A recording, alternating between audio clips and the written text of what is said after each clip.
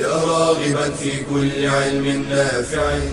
ينمو العلم ويتقدم بتقنياته ومجالاته، ومعه نطور أدواتنا في تقديم العلم الشرعي. أكاديمية زاد أكاديمية ينبوعها صاف ليروي غلة الظمآن، والسنة الغراء شارحة له، فهما لنا من ربنا وحيان. بشرى لنا زاد أكاديمية للعلم كالأزهار في البستان.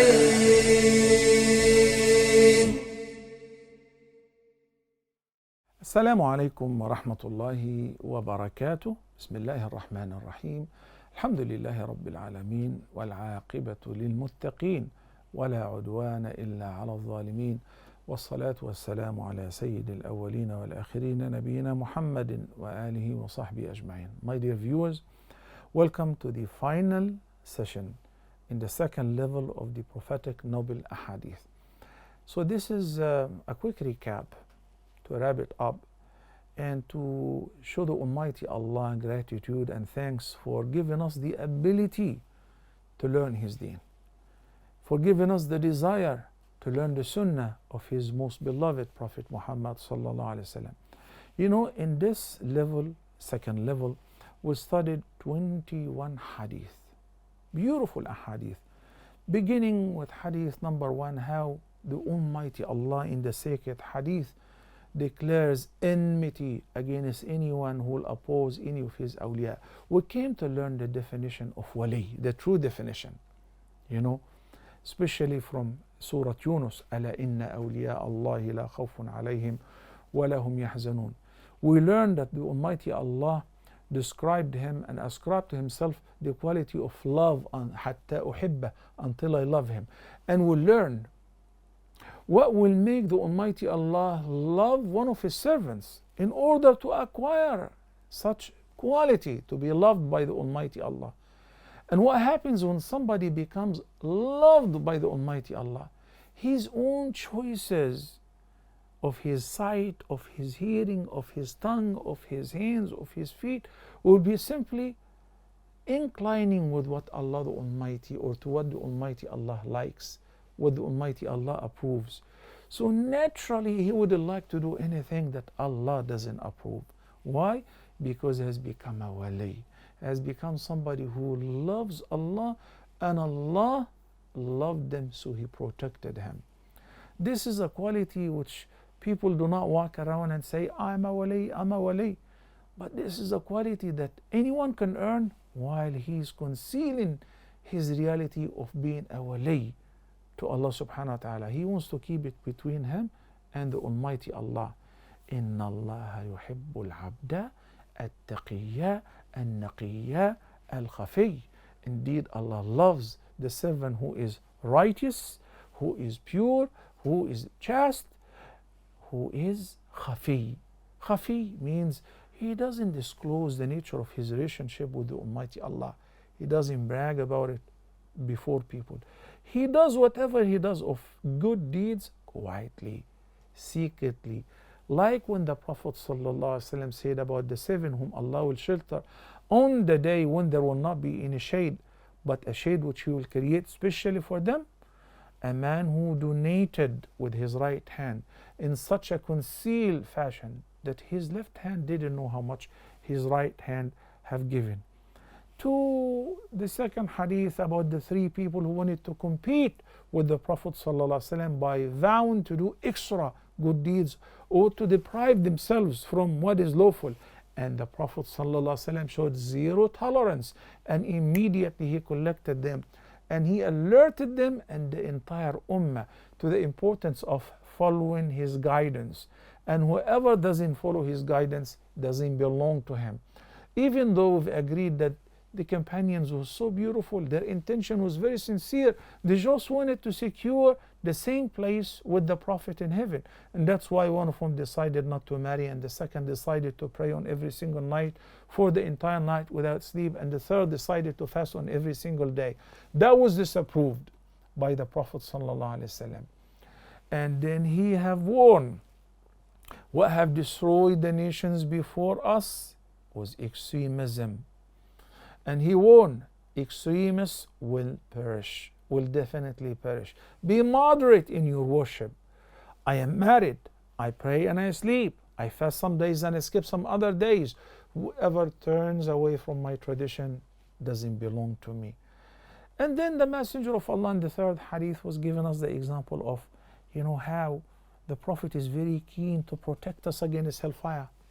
Still, a lot of people insist on falling in hellfire, like the butterflies, like the locusts. When they see the fire, when somebody starts a campfire, they think it's nur, light, they jump into it. But the Prophet is doing his level best. According to verse number 128, chapter number 9, لَقَدْ جَاءَكُمْ رَسُولٌ مِّنْ أَنفُسِكُمْ عَزِيزٌ عَلَيْهِ مَا عَنِتُّمْ حَرِيصٌ عَلَيْكُمْ بِالْمُؤْمِنِينَ رَؤُوفٌ رَحِيمٌ. The Almighty Allah praises and describes His Prophet as follows.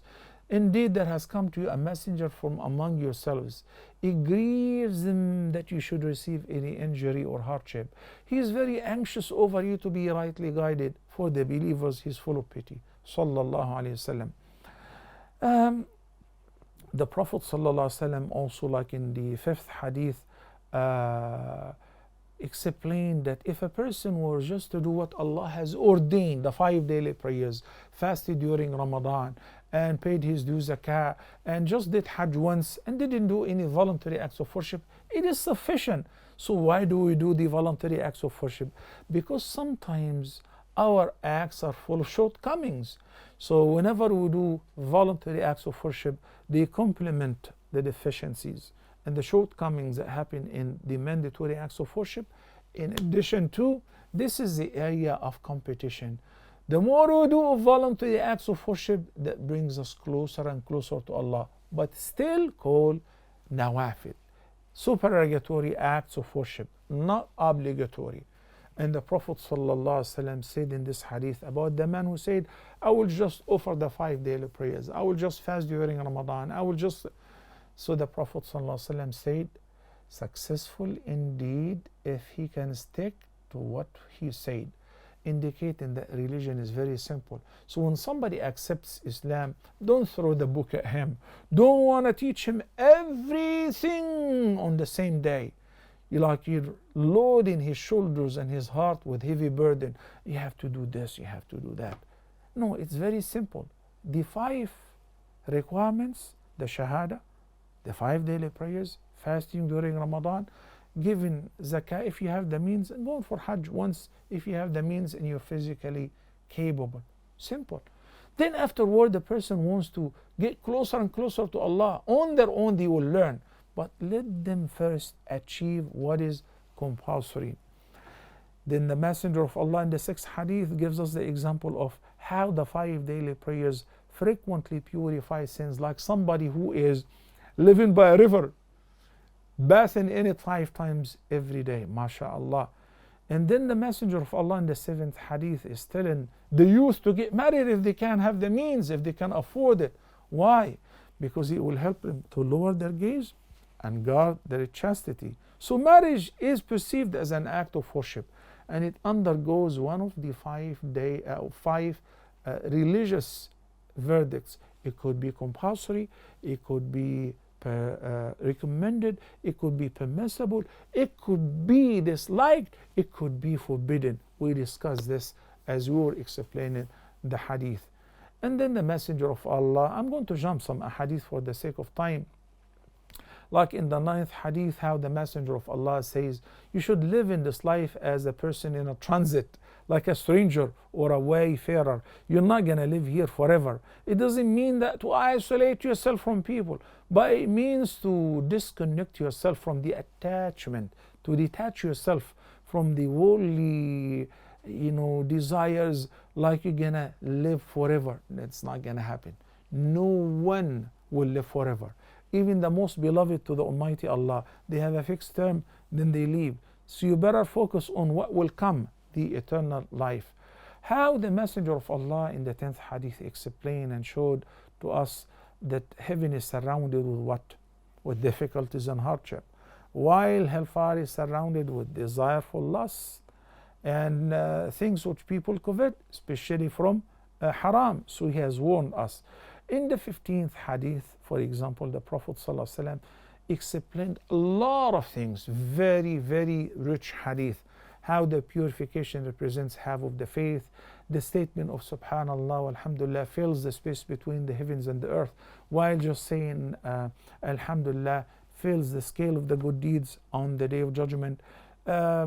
Sitting in the masjid, learning how much qualities you get and privileges, taking a path to learn, to seek knowledge. Allah will facilitate and will make easy your way to heaven through that.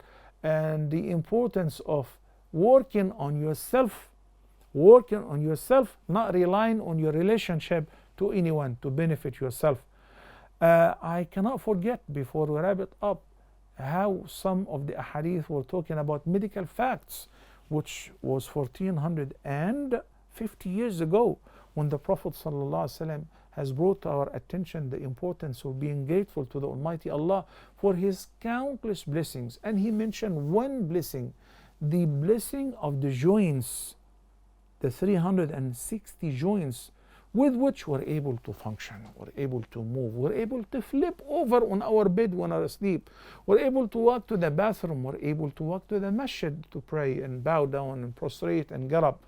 Such a beautiful blessing, mashallah. Without it, a lot of pain, hardship.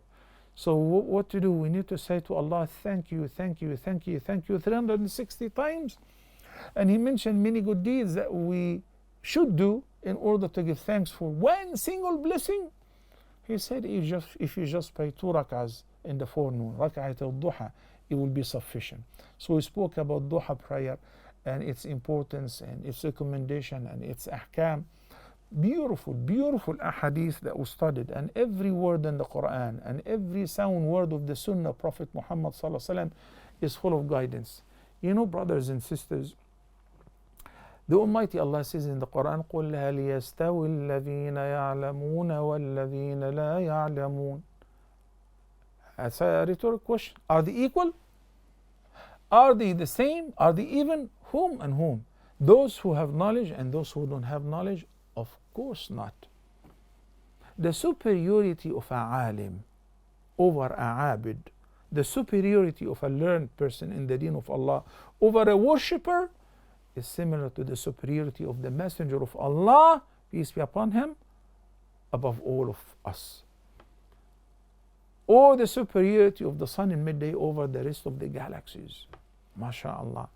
Seeking knowledge with sincerity and practicing what we learn is guaranteed to take you to heaven. You know how we studied in one hadith how the Messenger of Allah, peace be upon him, said, the best of all of you, and whomever Allah wants to do good to somebody, what will happen? He will enable him to comprehend his deen. مَنْ يُرِدِ اللَّهُ بِهِ خَيْرًا يُفَقِّهُ فِي الدِّينِ. So let's be among them. Seek knowledge. Whatever we have learned has due zakah. What is the zakah of knowledge? Is to impart this knowledge and share it with others. 21 hadith. If you share them with others, whatever you benefited out of them with others, obviously after you're keen yourself to practice, you've done yourself a great deal of goodness. MashaAllah. Khayrukum, the best of all of you, is the one who learns the Quran and teaches it to others. Whoever guides people to something which is good and they act upon it shall receive a similar word of everyone who will act upon his guidance without diminishing the word of either one of them. Inshallah, until next level, I leave you in the guidance and the protection of the Almighty Allah. أقول قولي هذا وأستغفر الله لي ولكم. سبحانك اللهم وبحمدك نشهد أن لا إله إلا أنت نستغفرك ونتوب إليك وصلى الله على سيدنا محمد وآله وصحبه وسلم تسليما كثيرا. السلام عليكم ورحمة الله وبركاته. يا راغبا في كل علم نافع ينمو العلم ويتقدم بتقنياته ومجالاته، ومعه نطور أدواتنا في تقديم العلم الشرعي.